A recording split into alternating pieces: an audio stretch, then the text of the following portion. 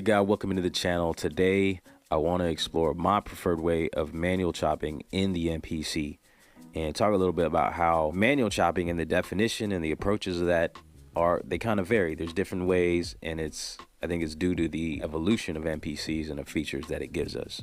So let's take a look at what manual chopping means defined by today's MPC standards, and then talk a little bit about how I used to do things and then how I do things now. All right, so the way that manual chopping is defined in the MPCs today is very specific because it's labeled for us. So if we go into menu, sample, edit, and then we look at trim right here, we switch this over to chop, and then we have, you know, these different types of chopping. Manual is the first one, threshold, regions, BPM. So manual, the way that works, most of us have used it. As soon as you strike a pad, the playhead will start playing. You hear the whole sample, and you can manually, as you listen, chop.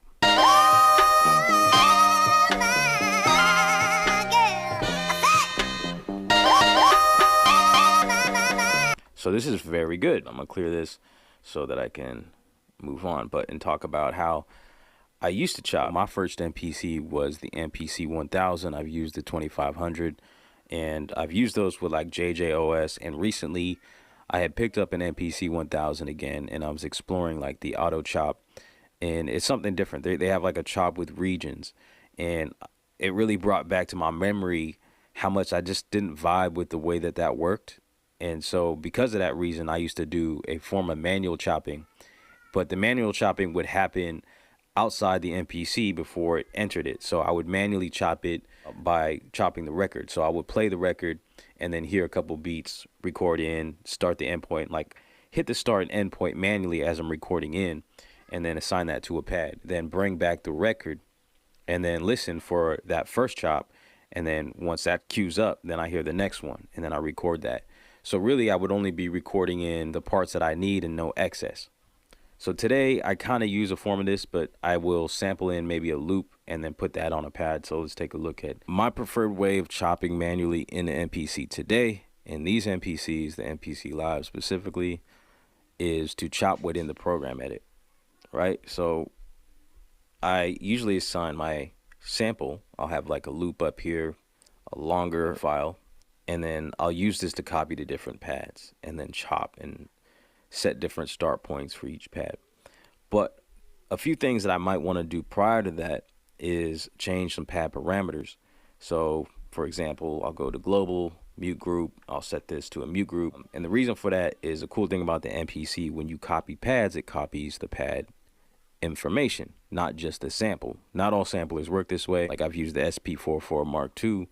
It's a cool sampler. I love the way it chops. But the way that works is it actually copies the audio itself rather than the pad. So this is cool because it's non-destructive. I'm not creating a new file, but it's going to copy all those parameters. So I'll make sure to set it the way that I want it on all the pads. Another thing I might do is turn the volume down. Go into pad mixer, turn the volume down on the sample. So now within program edit, I could just go ahead and copy this.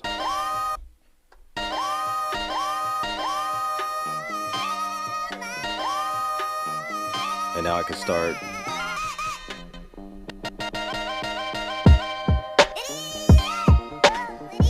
See, I like to do this to start actually, so I can get a better idea of where I'm going. And as you can see, they're chopping each other off. They're at the same volume because I changed that pad mixer volume information earlier. One thing I've noticed as a disadvantage, a limitation of try and chop in the program edit is that you don't get a playhead. See, no playhead. So I kind of got to really just use my ears. But something I actually discovered recently is if you go into sample edit and you see you have a trim tab, you also have the program tab. So now in this sample edit screen, you actually have a bigger, larger waveform, and you have a playhead. But you also have access to everything on your drum program. So this, in a combination of program edit, you can now chop within the sample edit all your samples on the pads within the program. Super dope. So it's gonna make a few more copies.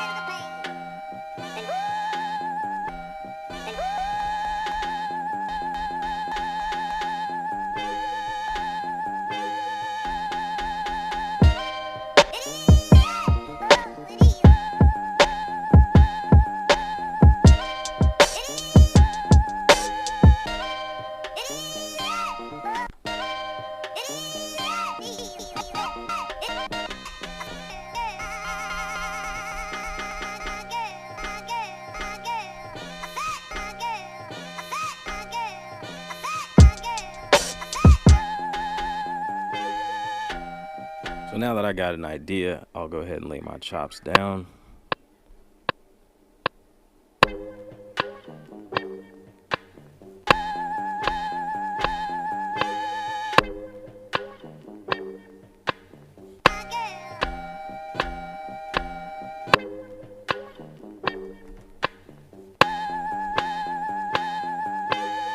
And then from there, I can move over to my drums.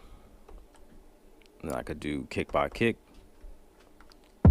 snare by snare, every track, or I could just finger drum in.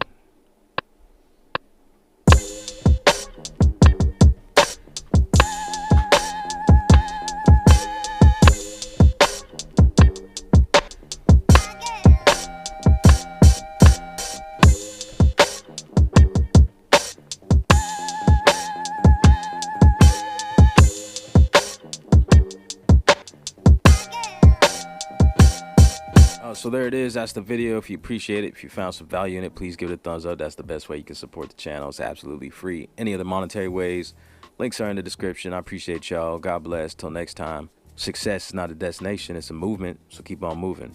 Run with your dreams. Peace.